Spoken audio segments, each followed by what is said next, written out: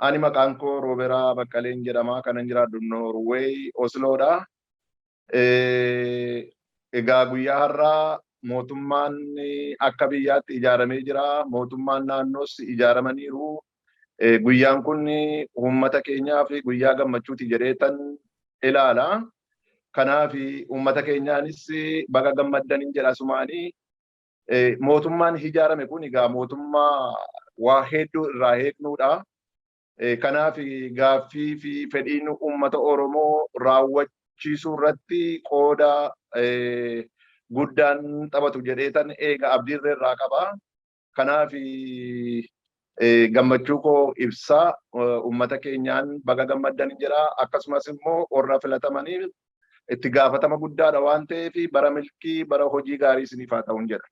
Ani Alimaa Wadaa Austraaliyaa irraa Meelboorn irraa akkam jirtan nagee jirtanii isiniin jaa salaamtaa qomarra buqqaatee isiniin jaa amata haarayaanis baga wajjiniin nuungee baga halkan dukkanaa hagannaatirraa gama bariisaadhaa bagachi nuu baasee rabbiin gartee hallan nuu godhee ayyaana cufaanuu nuungeen isiniin jaa akkanumatti cufti keenya nama Oromootis abiyyillee mooticha keenya mootii haaraya amma qaceellotti nuu ol bahee biyyarratti nuu mul'achuudhaa deemullee salaamtaa dhugaadhaa tajaalalaatiin nagaa jirtanii fayyaa jirtanii baga rabbiin darajaa tanaan isin geen isiniin jaa ijoollee Oromoo teenya cufaa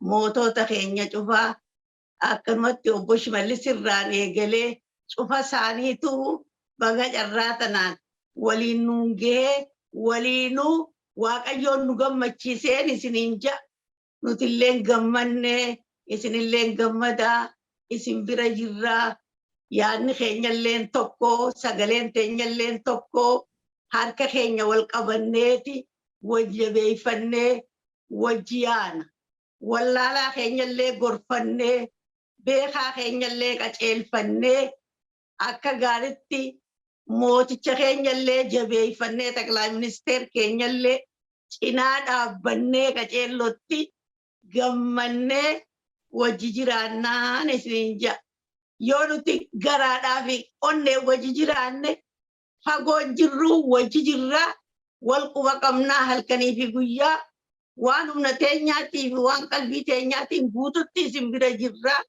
isin deeggarraa jaalalatee isan malee rakkina biraan qabnu jaalalatanaan akka magartee viidiyoodhaan waliin dubbannu kanatti zaahirattis wal bira nu fidee wajji teenyee rabbii Waaqayyoo wajjin waa haaseessuun jaa gammachuu akka ajaa'ibaa kaniin guyyaa har'aan tanaa achin dhufin hani Xaqilaa Ministeer keenya farramee biyya isaatiif wakkalamee taqabbalu dhufu hedduun barbaachise onnee kiyyarra har'a hafuu kiyyaaf hedduudhaan rifadhee esoo koronaan jiraachuu baatee an har'a ayyaara gubbaan jiraa jechuudha.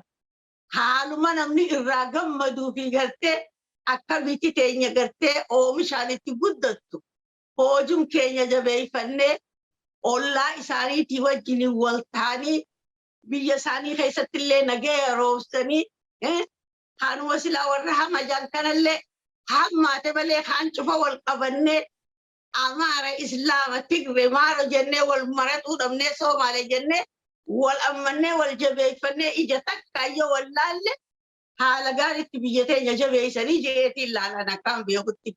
Zawduun jedhama biyya Dinmaarkiin jiraadha. Biyya kana ogaa baay'ee jiraadheera. Hundeeffama mootummaa Itoophiyaan ilaalchisee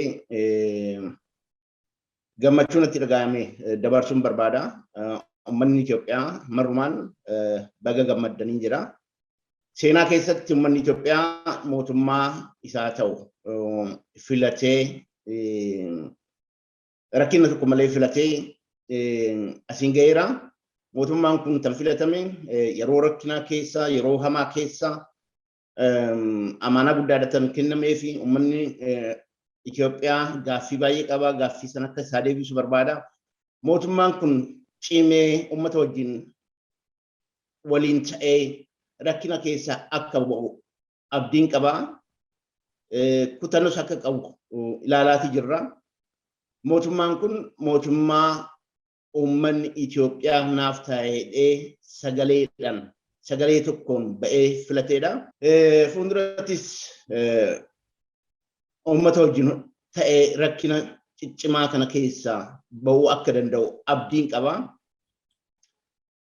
Diinni bitaaf mirgaan irratti ka'eera. Keessaa rakkinni jira. Rakkina kana keessaa ba'uudhaaf immoo mootummaan kun cimee uummata wajjin hojjechuu qaba. Uummanni keenya nagaa barbaada. Uummanni keenya misooma barbaada. Uummanni keenya guddachuu barbaada. Uummanni keenya seencharii kana waliin deemuu barbaada. Uummanni Itoophiyaa tan isaa ta'uu hin beeka. Gawwaa miti. Tan isaa ta'uu hin beeka. Harka baafatee filate. Halkan qorra saniin rooba san keessa dhaabbatee filateera. Kana jechuun waan guddaadha. Uummanni kun mootummaa kana hin barbaada jechaadha. Mootummaan kun immoo tiyyuu amaanaa uummanni akkanatti amana itti kenne kana fiixaan baasuuf of qoratee of keessaa hattuu baasee of ilaalee uummata kana wajjin hojjechuu qaba jechaadha. Uummanni kun uummata guddaadha. Uummata qabatee mootummaan kufe hin jiru. Uummata ganeet mootummaa kufe malee hin jiru. Uummata qabatee uummata waliin hojjetee mootummaan kufe hin jiru. Kanaafiyyuu mootummaa kanaaf hawwii guddaan qaba. Uummanni Itoophiyaatis mootummaa haarawaa kana baga argattanii baga isin ga'ee baga mootummaan haarofti cimee hojjetee uummata waliin ta'ee nu agarsiisu yaa ta'u jabaadhaadha. Nutis hamma dandeenyu hamma humna keenya gargaaruu hin barbaanna. Waliin dhaabbachuu hin barbaanna. Waliin hojjechuu barbaanna. Wanta ajajamnullee wanta dandeenyu wanta humna keenya gumaachuu dandeenya jechaadha. Maqaan kiyya Mahammad Har'ooti. Carraa kana argadhee affeeruu keessaniif galatooma. An biyya Ingilaand irraa diyaaspooraa. Baga hundeeffama mootummaa kanaatiin isin gahe baga warra carraa argatanii uummata isaatiin filatame hunda baga gammaddan isiniin jedha. Kanaafuu carraan kunin carraa aarsaan uummata Itoophiyaa hundaan waliigalaan dhufe ta'ee kanaafuu nu hundi diyaaspooraa alaa keessaan uummanni Itoophiyaa hundi ka fagoo jiruuf ka dhiyoo jirulleen isin waliin jira. Amaanaa san akka bakka addaan geettan abdii isinirraa eeggan. Masgaboo Ifaan jedhama. Kan hin jiraadhu biyya Jarman irraa waa'ee hundeeffama mootummaa haaraa laalchiseetanii yaaduma gabaabaa kennachuu barbaada.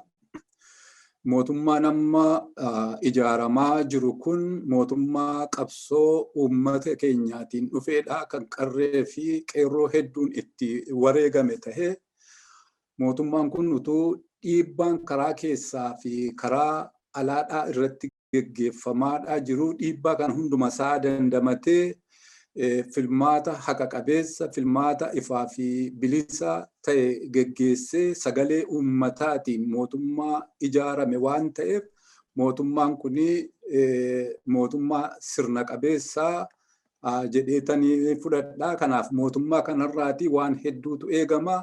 Tokkoffaa dhiibbaa biyya alaa biyya keessaa kana jabaatanii mo'uudha.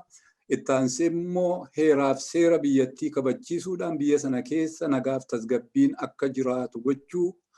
Akkasumas immoo jireenya uummataa fooyyessuu irratti karaa dinagdee, karaa hawaasummaa hunduma isaa fooyyessuu irratti mootummaan kun jabaatee hojjeta kan jedhuni abdiin qaba. Kanaatiif mootummaan kun mootummaa sirna qabeessa, mootummaa haqa qabeessa yeroo calqabaati biyyattii keessatti mootummaa seenaa Itoophiyaa keessatti sirnaatiin ijaarame mootummaa uummataa ta'een fudhadhaa. Kanaatiif baga ittiitiin isin ga'ee milkaa'aan jedha. Uummati keenya biyya alaa biyya keessa jirus immoo wal ta'ee mootummaa kana cina dhaabbatee jijjiirama dhufe kana akka inni fiixa ba'uutiif akka nagaan biyyattiin bu'uutiif hojjechuu qaba biyya keenya gara guddina haaraatti ceesisuu qabnaa jedhee tannaamsa kana gabaabaatti dabarfachuu barbaada. Maqaan kiyya Jihaada Liyyi Firrisaan jedhama. Kanan jiraadhu Somaaliyaa keessa. Itti aansuudhaan yaadan dabarfachuu barbaade mootummaan Itoophiyaadha. Mootummaan haaraan filannoo harka uummataatiin hundeeffamee waan jiruuf baga gammaddan baga gammanneen isiniin jedha uummatni bal'aan Itoophiyaadha. Itti aansuudhaan mootummaanis amaanaa uummanni itti kennate kana karaa seeraatiif seeraan akka uummata keenya tajaajilu abdii guddaa irraa qabna. Nutis dargaggoonni biyya alaaf biyya keessaa jirru ga'ee keenya mootummaa kana gargaaruudhaan ga'ee keenya akka taphannuun iyyuu asumaan waadaa seenuu barbaada. Baga gammannee baga gammaddan isiniin jechuu barbaada.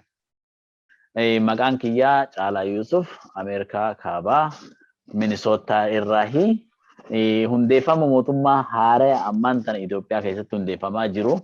Kana laalchisee yaada gara kiyyaan kennachuu barbaadeeti. Hundeeffamni mootummaan haaraan Itoophiyaa keessatti hundeeffamu kun kan ammaan dura hundarraa adda ta'e isa godhu keessa uummanni heddumminaan bahee akka takkaan argametti heddumminaan bahee sirna dimokiraasiitiin kan korojoon tokko natamin filatee nagayaan adda galuu isaa Itoophiyaa miti gaafa Afrikaa keessatti fi Afrikaa keessatti illee addunyaa irratti illee sirna dimokiraasiidha kan silaa gartee abbaa gadaa sirna abbaa gadaa san baasanii mul'isuu isaanii san hedduu nama gammachiisa. Inni sun ammoo arraan tana gara mootummaa haaraa hundeeffamuutti dhufee jira. Warri silaa paartiin arraan tana moohatee mootummaa kana gartee fudhachaa jirus amaanaa uummanni keenya itti kenne uummanni Oromootii fi uummanni Itoophiyaa illeen itti kenne kana akka galmaan ga'u abdii guddoo qabna. Amaanaa guddaa irra jira. San akkasitti akka hubatanii barbaadaa jechuudha. Baga itti isin gahee bara hojii gaarii jedhan. Maqaan koo Jabaluu Jamaal Bushraan jedhama. Kanan jiraadhu Saudi Arabiyaa Xaayifiin jiraadha. Egaa hundeeffamni mootummaa akkuma beekamu filannoon darbe karaa nagaatiin geggeeffamuun isaa baay'ee waan nama gammachiisudha. Filannoo kana bira darbe immoo yeroo muddamaa maraamartoo waraanaa keessa jiru keessatti hundeeffamni mootummaa naannoolee fi akkasumas mootummaan federaalaa geggeeffamaa jira. Dursee mootummoonni naannolee keessaa mootummaan naannoo Oromiyaa hundeeffama caffeetiin kaabinee adda addaa muudee jira. Kaabinoonni sadarkaa adda addaatti muudamtan baga gammaddan jechaa akkasumas bara hojii gaarii isiniif haa ta'u jechuun barbaada. Kanattaan sun hundeeffamni mootummaa federaalaa Itoophiyaa uummanni sadarkaa hundeeffama mootummaa kanaa qabsoo hedduu keessa bahee filannoo adda addaa geggeessee hundeeffama kana qaqqabuun uummanni Itoophiyaa sabaaf sablammoonni hundi baga gammaddan jechuun barbaada. Egaa akkuma beekamu mootummaan tokko akka laafaatti hundeeffamu bu'aan bu'ii hedduu keessa bahee kan hundeeffamu. Kana keessa hundeeffama mootummaa bara kanaa kan adda godhu maraamartoo waraana hedduu gama hundaan itti qabsaa'ee jiru keessatti hundeeffamuu isaa adda godha jechaadha. Kanaaf mootummaan hundeeffamu kun ajandaawwan hedduu raawwachiisuuf hirmaachisummaan qaama hundaa barbaachisaa akka ta'een ibsuu barbaada. Egaa mootummaan hundeeffamu kun lammiilee biyya alaa jiranullee xiyyeeffannoo keessa galchee ilaaluu qaba. Keessumaa yeroo ammaa lammiileen Itoophiyaa hedduun isaaniidha mana hidhaatti gaaga'amaa jiru. Nyaata hin qabanu, uffannaa hin qabanu, bishaan dhugaatiin hin qabanu. Waan qaama ittiin dhiqatanullee hin qabanu, uffannaa qayyaratanullee hin qabanu. Namoota kumaan lakkaa'amantu bakka tokkotti rakkoo mana hidhaa asiin beektaa gubaa jira. Kana keessatti dhukkuba adda addaatiif illee saaxilamaa jiru waan ta'eef mootummaan haaraan hundeeffamu kunillee dhimma lammiilee biyya Saudi Arabiyaatti mana hidhaatti rakkataa jiran akka xiyyeeffannootti kennuun ergaa koo dabarsuu barbaada. Maqaan kiyya Diqqaa jedhama. Norwee irraati saniin haasawa. Har'aan tan gammachuu kiyya dhiyeeffachuu barbaade gammachuu kiyya guddaani mootummaa haaraa hundeeffamuu Oromiyaattis ta'ee akka biyyaattis hundeeffamuu mootummaa baay'ee nu gammachiisee jira. Gammachuu kanammoo fuulduraaf akka gaariitti akka danda'amu namooti filamtan cuftinuu bag ittiin isan ga'e uummati Itoophiyaa, uummati Oromiyaa, uummati Itoophiyaa guutuu bag gammaddanii isaniin jechuu barbaada jechuu akka nam tokkootti. Kana jechuun ammoo maalidha? Hojiittu isan eegataa warri filamtan jabaattanii sab keessan uummata san waliin dhaabattu waliin akka isan hojjettan amantii qaba. Akkasumas ammoo muummichi armaan kana filamuu fi yookaan ammoo filamuu deemuu waan jiruu fi kanaafillee gammachuu dhiyeessaaf Dr. Abiy fi gammachuun kiyya addaa. Afaan Norweejiyaaniin congratulation afaan Ingilishii yoo ta'u afaan Norweejiyaaniin immoo giraatuleer medaagen jedhee sanii dabarsuu barbaada. Mootummaan tokko jabaatee jedhan eegi uummati waliin jabaatee dhaabate. Mootummaan tokko ammoo jabaachuun uummatii sun yoo namoota filaman sun hiriiranii mootummaa waliin hojjetan.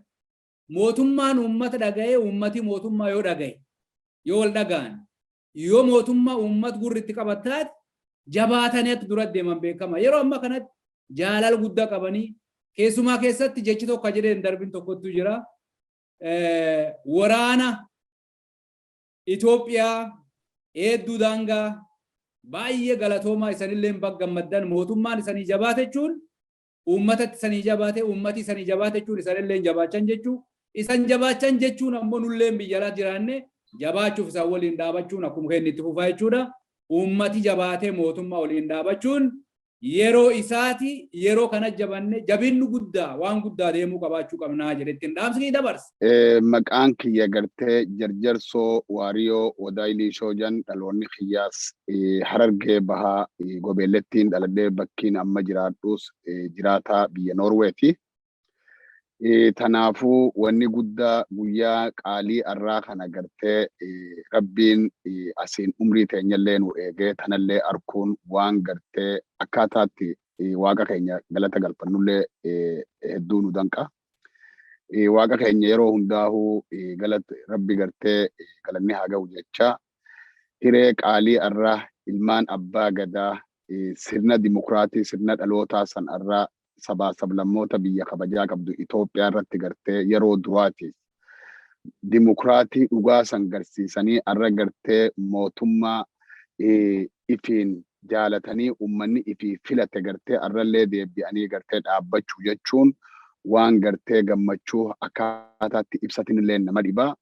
Hiree tana isinilleen akka miidiyaa OBN Internationalitti nuu kennuudhaaf hedduu ulfaadhaa isiniin jechaa galanni keessan baga walumaanuu gammanne tun gartee gammachuu bara meeqaa abbootiin teenya itti wareegamanii eegaa turanii dhiiga qeeroon fi qarreen hayyoonni keenya barataa fi barsiisaan akkasumatti diktooraa profeesara miidiyaan gara hundaan gartee injifannoon tun tan akka sabaa sablammoota Itoophiyaatti guyyaa seenaa bara seenaa godhamee kaayamuu qabu hundi keenyaahu baga walumaanuu gammanneen isiniin jedha. Akkaataatti ibsatinillee nama dhiba hiree tana arkuudhaaf hiree amma meeqatti manaamaa turre akka hawaasaatti guyyaa tokko ni agarraa jennee baga gammannee baga walumaanuu gammanneen isiniin jedha. Kabajamtootan ilmaan biyyaa ilmaan sabaa sablammootaa baga gammaddaniin isiniin jedha. Akka jiraataa Noorweetti baga gammaddaniin isiniin jedha. Ammallee kan lammadaa wanniin dhaamsa dhaammadhu mootummaan haarayni amma dhaabbatte tun amaanaa ummanni isaaniitti kennate amaanaa san osoo gartee gamaa gamanan jallifne amaanaa san beekanii amaanaa beeytaa waayini nama rabbi waayini gartee dachi kenneen dachii diddee jan samii kenneen samii diddee jan namatti kenne waayini amaanaa akkasitti amaanaa ummanni gartee waayini ummata isaatti kennate san irra ummanni keessanillee isinii kennate amaanaa san beeytanii hadaraa bara shanan kana obsaan jaalalaan hawaasa keessan dukkana keessaa baasuu osoo ifiin nyaanne hawaasa keessan nyaachisuu hawaasa keessaniif yaaduu xurree ta'uuf qabdaniin amaanaa tan hadaraa warrootan filatamee amaanaan uummataa bira jirtu amaanaa isaanirra jirtu akka beekan hadaraa dhaammannoo guddaan itti dhaammadhaa jechuudha. Muummicha ministeeraa kabajamaa abbaa nagayaa baga gammaddee baga itti sigeen jaa akka dhalataa biyya Norway jiraatutti ilma Itoophiyaatti salaamtaa muummicha ministeeraatii fi bulchiinsa biyyaatiif kanneen raayyaa humna ittisaatii wajjin baga itti isiniin gaheen jaan. Assalamu alaikum wa rahmatullahi wa barakatuh. Obboleeyyan kiyya ani maqaan kiyya Tawfiq Muummee Abdulqadiimii kan intalalee Harargee gaara mul'ataa Battaniidha. Kaniin amma jiraadhu biyya Saudi Arabiyaa magaalaa Riyaad irraahi. Kanaafuu gammachuu arraan tananatti dhagamtee ibsatuudhaaf asirratti carraa kana naaf kennitanii asirratti naaf eeruu keessaniif OPN hojjettoonni ajara jirtan mataa keessirraa hanqatee hundi keessanuu baga guyyaa arraan tanaa kanatti keessan galatoomaa isiniin jechuu barbaadeeti. Kanatti aansuudhaan yaadni guddaan gammachuun guddaan natti dhagamee asirratti yaadni xiiqanii ibsachuu barbaadu mootummaa teenya mootummaa hawaasa keenyaan hawaasni filate mootummaa ilmaan Oromoodhaatiif filatamte ilmaan Itoophiyaatiif filatamte mootummaa dhaabbata arraan tana hundeeffama mootummaa arraan tana dhaabbata kana gammachuu guddoo muummee ministeeraa Dr. Abiy Ahmed Ali baga guyyaa arraan tanaa kana geessee hundeeffama mootummaa Itoophiyaadhaa taatee arraan tana dhaabbatte bara hojii gaarii baratti biyya san insha Allah bi idnillahi idni rabbiiti wajjin fuulduratti biyya san ceesifnu walumaanuu hawaasni keenya insha Allah bi idnillahi kan tahee argamu ta'a. Kanatti aansuudhaan insha Allah bi idnillahi wanni jechuu barbaadu bara warri muudamee arraan tana muudamtoonni arraan tanaa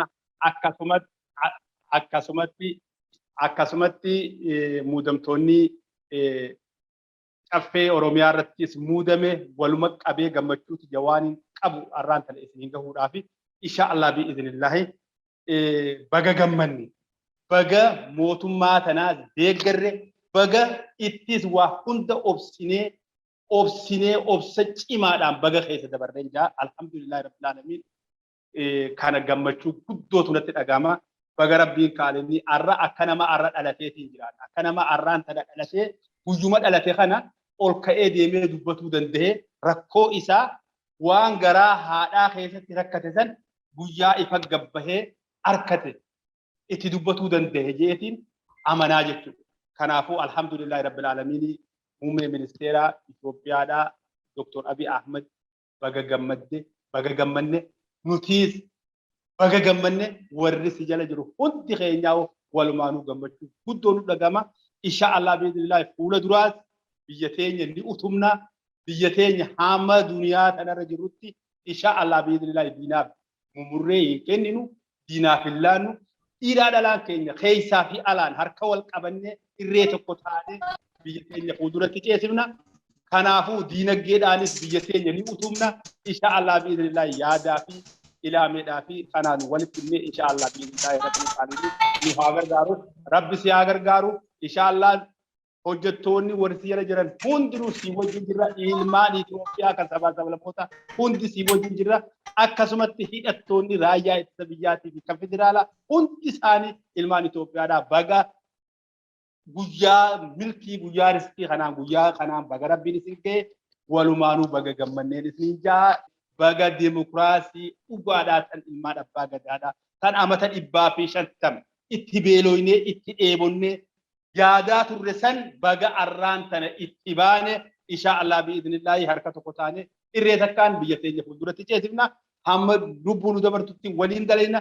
Maqaan kiyya Muhammad Musa Aliiti gartee bakkinan jiraadhu South Africa takka'u Afrikaa kibbaati ummata keenya kabiyyaatiif takka'u mootummaan maddana filameen gartee baga gammanne baga gammaddanii mujaani mootummaan kun mootummaa ummatan filatame akkasuma mootummaa kanarraa gartee mootummaa amaana uummannitti kennatee uummanni miliyoonii 110 jaalalaa fi tokkummaadhaan uummanni kun gabbahee sa'aatii meeqa ala bulee kan itti filate guyyaan kun mootummaa kanaanis gartee baga gammaddanii hawaasa keenya kabiyya keessa jiruun baga guyyaa kanaan isin gahee baga injifannoo guyyaa kanaatiin isin gahee gartee wareegama abbootiin teenya gartee bara meeqaaf itti wareegamanii asiin geenya kana kanaafuu guddinaa fi badhaadhina biyya teenya san mirkaneessuuf ummanni mootummaa filate kana bira dhaabbatee gabbahee mirga isaatiif gartee akkuma gabbee filate mootummaan kunis gartee amaana ummata kana